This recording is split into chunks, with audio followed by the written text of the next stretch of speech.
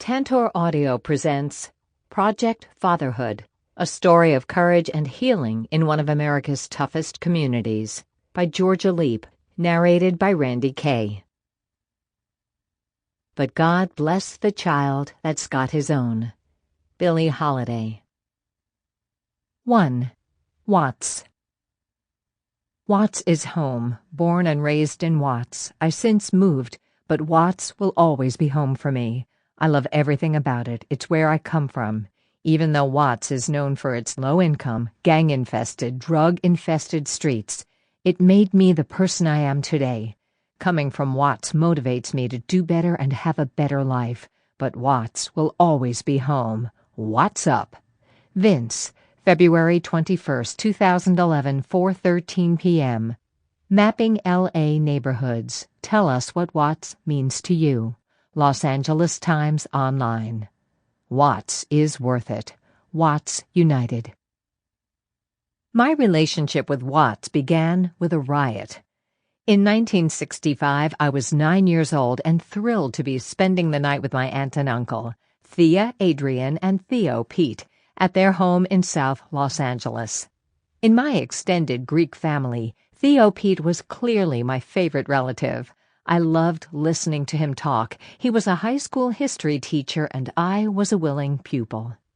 He had put himself in charge of my philosophical education for as far back as I could remember, giving me books, assuring me that communists were not evil human beings, and encouraging me to become an astronaut or a UN ambassador.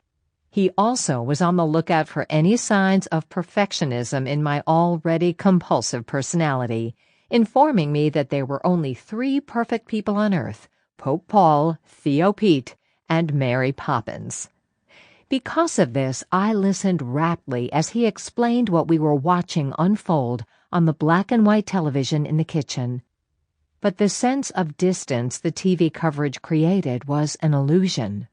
Rampant violence was occurring less than 5 miles away. It was a hot August night, and the normally active streets of South Los Angeles were empty. Panic and dread mingled as my aunt repeatedly answered the ringing phone. Despite Thea Adrian's calm, there was no mistaking the look on her face. I knew something terrible was happening in my 9-year-old world.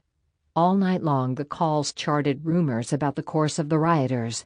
They were 6 blocks away. No, 10 blocks away. They would be in Inglewood by morning. The police couldn't get them under control. The National Guard was coming, and it would all be better in a matter of hours.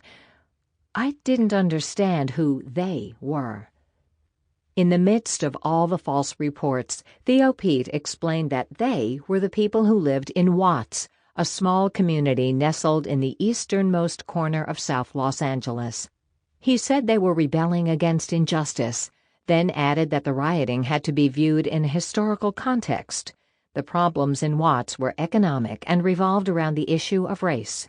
The term African American had not yet slipped into popular usage, as Theo Pete explained how the people of the Negro race had been subjected to discrimination at every level, how they experienced the worst forms of social exclusion based solely on the color of their skin, and fantasies about their differences from whites.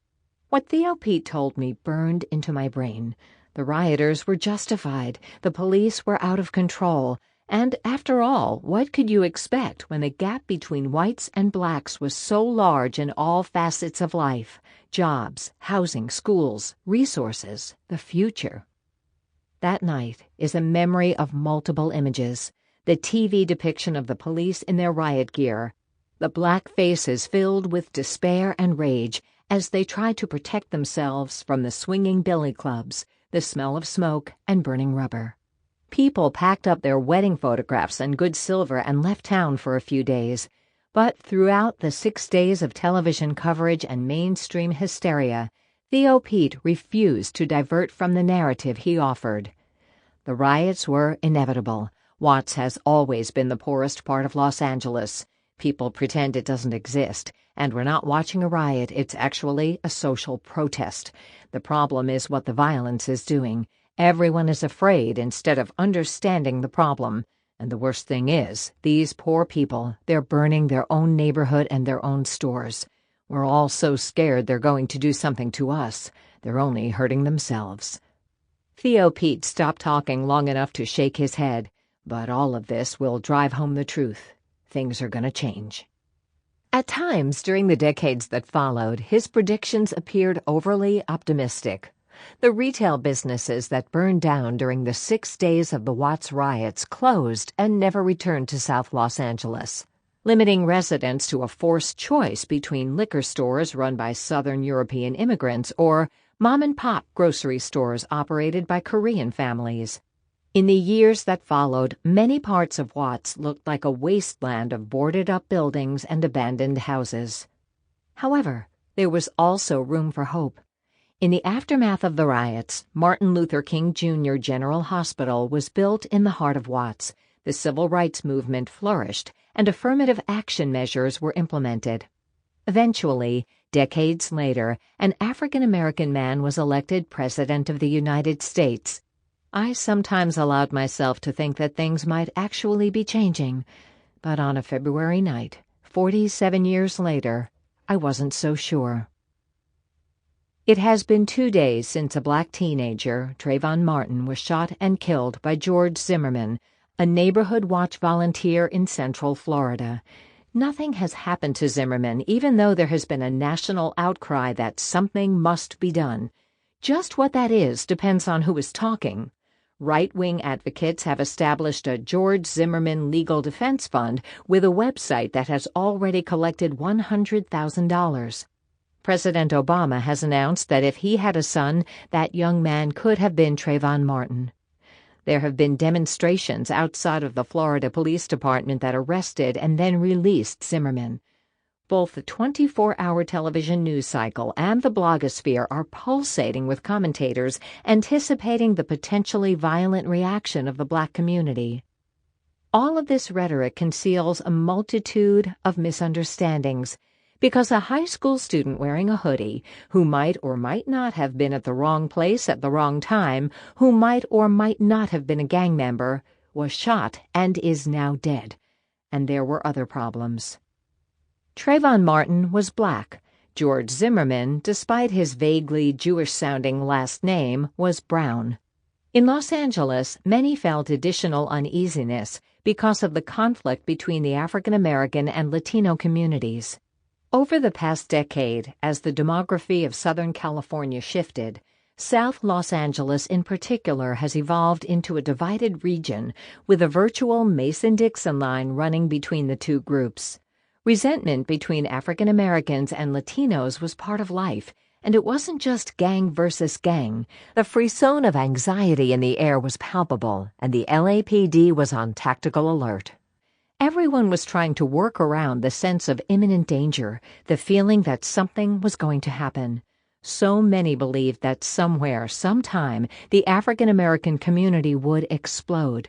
As I drove into South Los Angeles that afternoon, a national public radio commentator posed the question, "How does the black community feel?" I was about to find out. 2 hours later, a group of black and brown men, active and former gang members, post-prison felons and adolescents, sits in a small room at a community recreation center in the middle of the Jordan Downs housing development. This group has been meeting every Wednesday night for over a year, but tonight is different. The room is silent. A wave of tension rises like heat from the sidewalk. Slowly, one of the men begins to speak. "You know, if Trayvon was white, they would have already killed George Zimmerman. He'd be dead." The men all nod. Another speaks. "He just wanted Skittles. They saw a black kid with a hoodie and they think, boom, gang member. He was just a little kid who wanted Skittles. He was talking to his girlfriend on the cell phone. It's the cops. You know, Zimmerman wasn't a cop, but he wanted to be a cop. They let him get away with it. That could be any of our kids. It's happening again." "What do you mean again? It never stopped happening in this community." "It shows you it doesn't matter if a black man is President of the United States. Young black men still have a big target on their backs. Our graveyards are too full, and the white man is still sitting on top of it all, still in control, still trying to destroy our young men. And the white man, all he wants is to keep us down." Sorrow and anger merge as the men speak. But there is something else in their voices, in their faces. Some of the men hang their heads in confusion and impotence. They look hurt, betrayed. Slowly, Big Mike, the group's leader, begins to speak. We need to talk about what we are feeling. It's time to speak the truth. It makes me so angry. I want to do something, anything. One man blurts out. His shaved head glistens in the fluorescent overhead light. I am watching all of this, silent. I keep thinking how we are sitting together right in the heart of Watts, where people have suffered inequality and felt rage and wound up expressing it in dramatic and destructive activity. I am thinking of Theo Pete and the Watts riots, but I am also remembering that 20 years earlier and 3 miles north of this room, at the intersection of Florence and Normandy, a white man, Reginald Denny, was pulled from the truck he was driving and beaten nearly to death in the aftermath of the Rodney King verdict. And yet I don't feel scared. Other feelings are at war inside of me. Trust, recklessness, faith, defiance. And there is something else. Shame. You know they do this to us here all of the time. It's the cops, and that guy Zimmerman thought he was a cop. He was worse than a cop. He was a wannabe. One man, Donald Twin James, is screaming. He rarely talks, and when he does, he explodes. The other men laugh warily. Come on, Twin, he wasn't a cop. He was just a motherfucker with a gun. He was a Mexican, a Latino, what you call it, I don't care. Stop talking like that. Yeah, quit it. You know we didn't mean you, Louis and Aaron. We didn't mean you guys. Not everyone in the room is African American.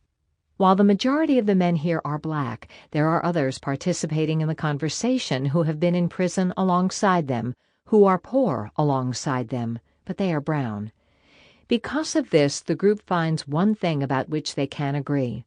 The killing all comes down to white racism. It's not the brown man, it's not the black man. You just know what they're like in Florida. It's the white man. They want money and power and control.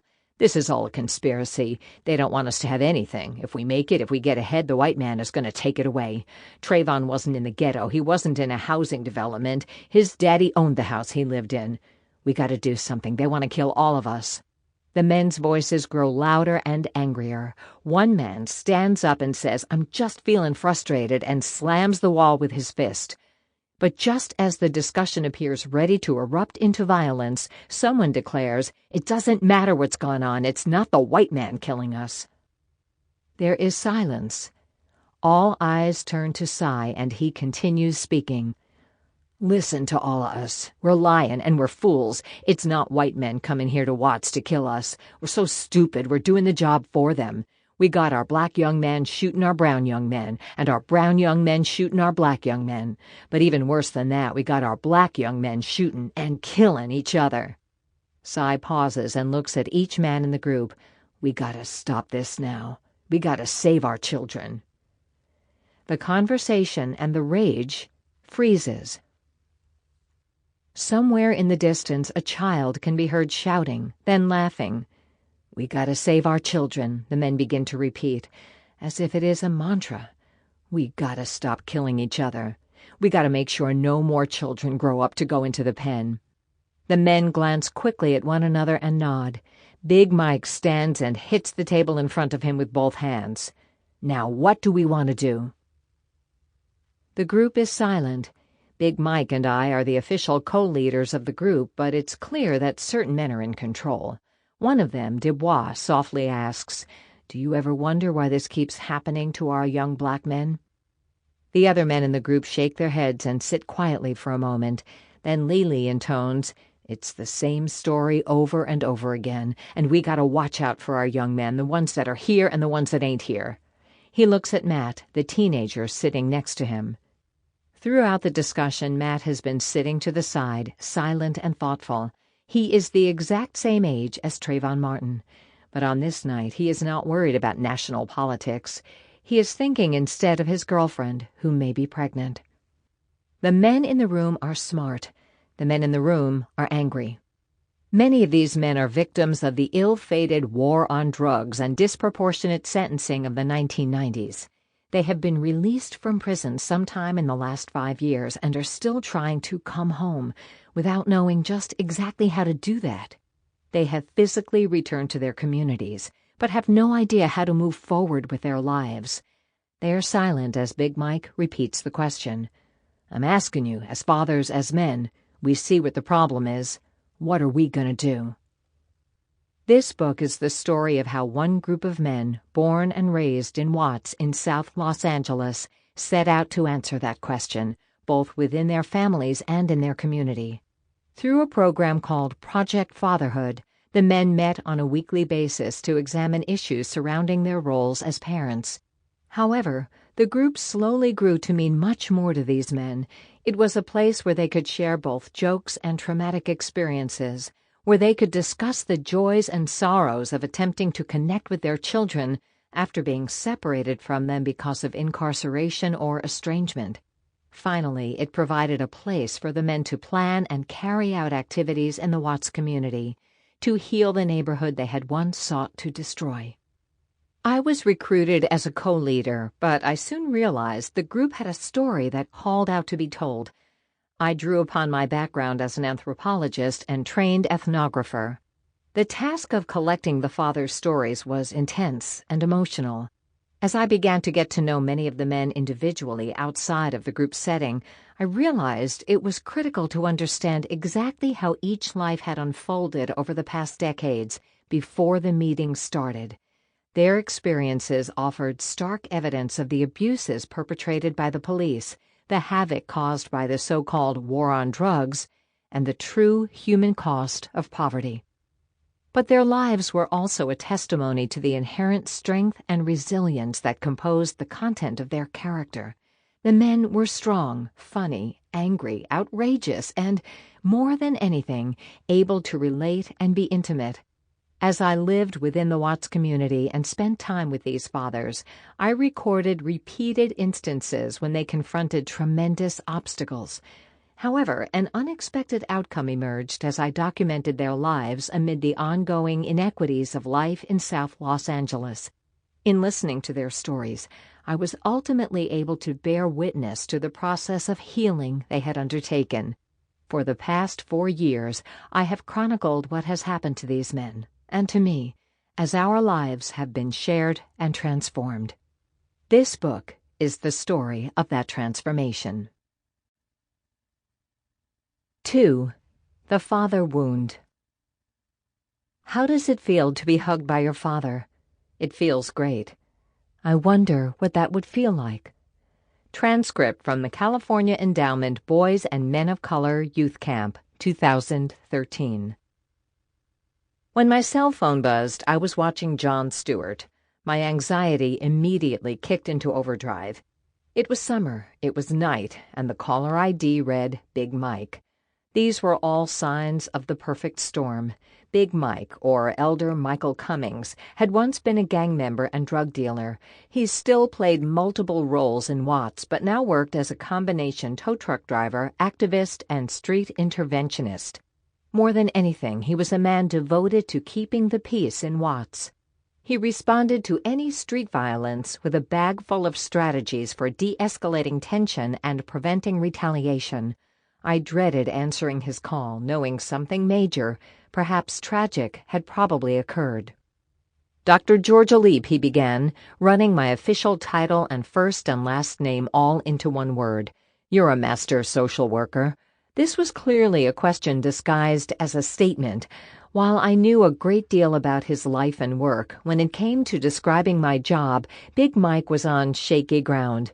He was aware that I taught at the University of California at Los Angeles and that my writing had something to do with gangs and public policy, but beyond that, he didn't quite know what I did. Most days, neither did I. Officially, I was a combination researcher, writer, activist. As impressive as this looked on paper, I was less a Renaissance woman than an anthropologist with a perpetual identity crisis. Nevertheless, I possessed the necessary MSW and had been on the faculty of the UCLA Department of Social Welfare for over 20 years, so I could in good faith answer yes. Okay, good. We're starting a fathers group at Jordan Downs and we need a master social worker. Can you be our social worker? I exhaled. Nothing tragic had occurred. Despite the sense of relief, my heart kept pounding. What I was experiencing was pretty much the professional equivalent of bumping into an old boyfriend. Watts, the most crime-ridden community in South Los Angeles, and I had broken up long before, and I had moved on to work with gangs in other settings throughout California. But deep in my heart, I still carried a torch for 3 violence-torn public housing projects in a corner of South Los Angeles: Jordan Downs, Nickerson Gardens, and Imperial Courts. In my rush to get back to the streets of Watts, I answered yes with such force and enthusiasm that Big Mike was taken aback. "I would love to." Okay, slow down. We're going to see if this even happens. Can you be at Jordan Downs next Wednesday night? You, Andre, and me. We're going to have a planning meeting. Okay, I am excited, and I'm going to slow down, but you need to tell me what this is about. We're going to get a group of men together to meet and talk about fatherhood. We're going to try to help them to be good fathers to their children. You know, a lot of these guys have been locked up, so we are going to help them after they get out of prison or support them if they're trying to stay out of prison. Despite my enthusiasm, I felt wary. Somehow this need for a social worker smacked of institutional accountability. Someone somewhere was trying to cover his ass. Who's organizing this, Mike? It's all part of something called Project Fatherhood. Do you know Dr. Herschel Swinger? Yeah, I know Dr. Swinger. I worked with him. See, I knew you were the right one to ask. Dr. Swinger is helping us to set up Project Fatherhood because he wants us to teach men how to be good fathers. Whatever Big Mike might be talking about, if Herschel Swinger was involved, it had something to do with strengthening families, an approach Swinger and many others believed in passionately. This was not a Trojan horse trotted through the community gates by social conservatives, promoting family values while sneaking in hopelessly discriminatory legislation. Instead, it was a school of thought that advocated turning traditional ideas about families, particularly poor families, upside down. Rather than searching for dysfunction, mainly among marginalized and impoverished families, this approach identified and built upon the family's strengths. Instead of wishful thinking, it offered a nuanced view of families bound and gagged by a system that failed to understand the complexities of their lives. Early in my career, I had quickly learned that every family I encountered, even the most troubled, invariably had positive characteristics somewhere, operating in some ways. None of this knowledge came from published research.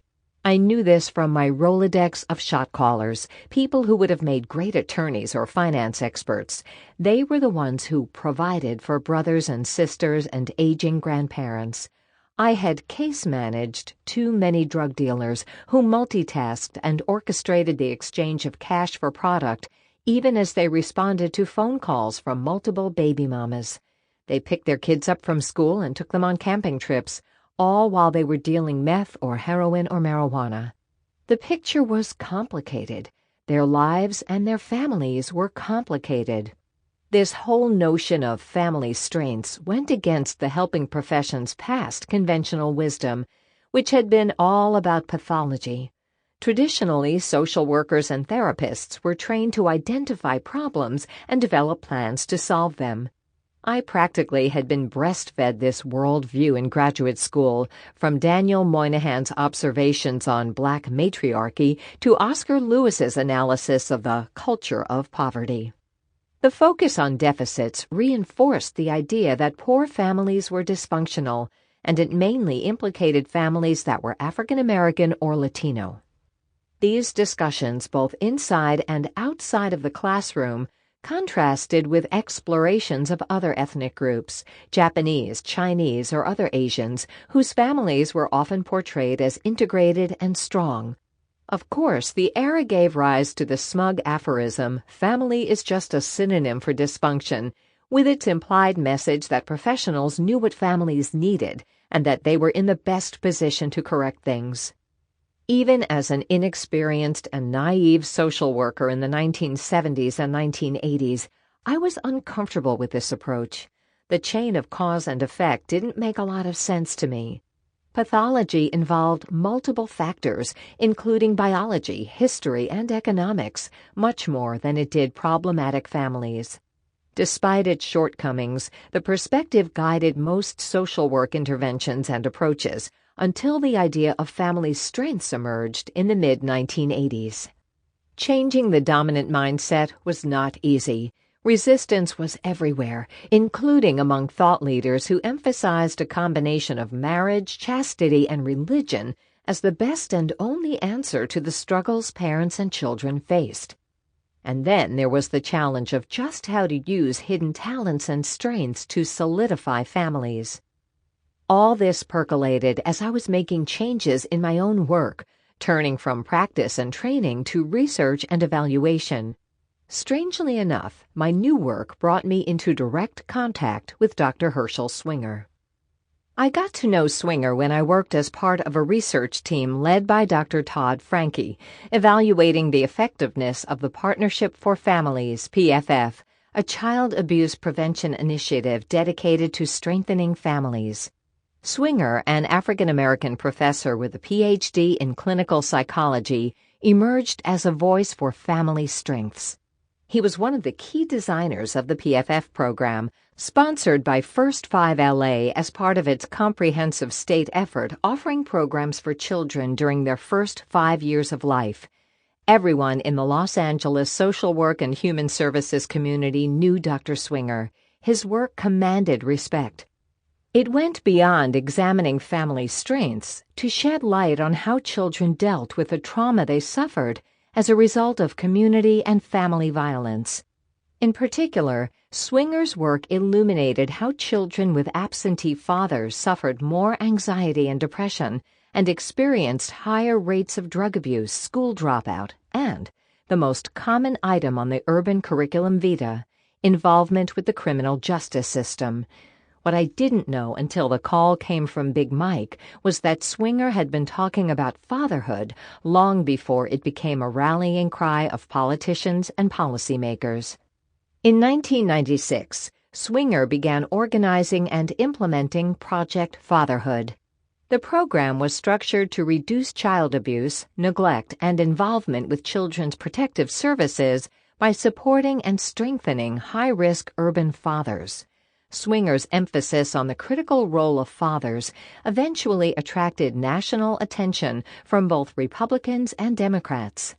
After the program received a $7.5 million federal grant in 2006 under the Bush administration, Swinger oversaw its replication at 50 agencies throughout Los Angeles County.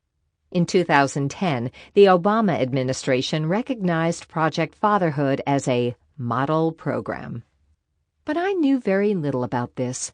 When I told Big Mike I would show up for the planning meeting at Jordan Downs, I had only a rough sense that I was joining an effort that included work in child abuse prevention but encompassed a great deal more.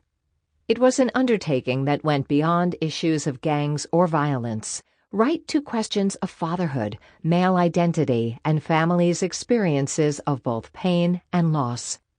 I wasn't thinking too deeply about any of this. All that played in my head was the mantra, I want to get back to Jordan Downs. I want to go home to Watts. This was a pretty peculiar desire. Most people, whatever their color, looked at me skeptically when I brought up the subject of Watts. You gotta remember Watts is different, Kenny Green said while we ate lunch, when I mentioned that I was returning there to potentially co-lead some sort of fatherhood group. Kenny had been a gang interventionist for 17 years, guiding and at times protecting me while I worked in the streets. I know, but I think this program sounds like a great idea. He shook his head and warned me, you keep forgetting it gets crazy there in a totally different way than anywhere in Los Angeles, even South Los Angeles. I understood his cautionary tone. For most people, Watts was synonymous with riots, poverty, and danger. But for me, it was where I had come of age as a social worker and fallen in love with the man who would be my first husband, and where I had felt adopted by black families living in the projects, people who told me, you just a skinny little white thing who don't know much, hush up and listen. Watts always felt like home to me.